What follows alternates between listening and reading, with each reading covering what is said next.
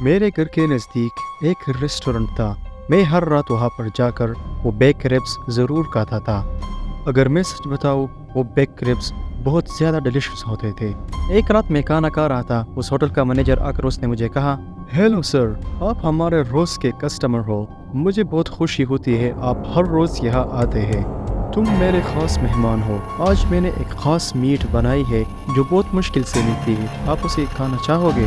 وہ جب باتیں کر رہا تھا اس کے ساتھ ساتھ وہ میری پیٹھ پر ہاتھ پھیر رہا تھا, لیکن مجھے تھوڑا عجیب لگا. پھر بھی میں نے اسے کہا, کیوں نہیں, میں اسے ضرور ٹرائی کرنا چاہوں گا. ریسٹورنٹ کے مالک نے مجھے دوسرے روم بھیج دیا. وہاں پر 4 بندے اور بیٹھے تھے. کچھ دیر بعد ریسٹورنٹ کے مالک نے وہ میٹ ہمارے سامنے پیش کیا.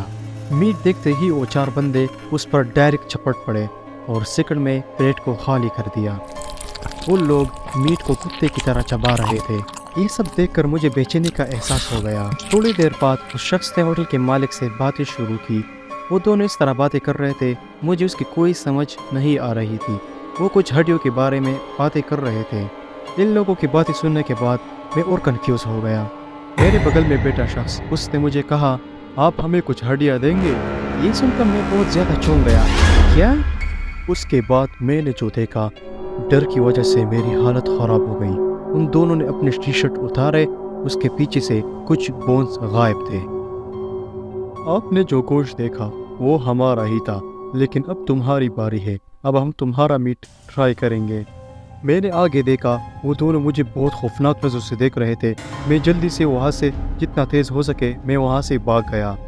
بعد میں مجھے خیال آ گیا کہ ہوٹل کا مینیجر کیوں میری پیٹھ پر بار بار ہاتھ پھیر رہا تھا. وہ میرے بیک کی میٹ کو بھی پکانا چاہتا تھا. کئی دن تک میں وہاں پر نہیں گیا, لیکن مجھے پھر سکون نہیں ملا. میں دوبارہ اسی ریسٹورنٹ چلا گیا. میں نے دوبارہ وہی ریبس آرڈر کیے.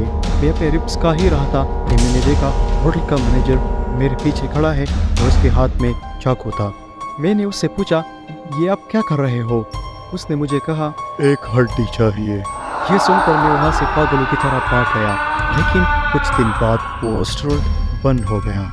یہ دیکھ کر میں بہت حیران ہو گیا اور میں نے اس ریسٹورنٹ کے پڑوسی سے اس کے بارے میں پوچھا, لیکن اس نے مجھے جو کہا میرے رونگٹے کھڑے ہو گئے. اس نے مجھے کہا کہ اس ریسٹورنٹ کے مالک لوگوں کو ایک عجیب قسم کا میٹ کھلاتا تھا اور جو بھی اسے کھاتا تھا وہ آدم خور اور پاگل میں تبدیل ہوتا.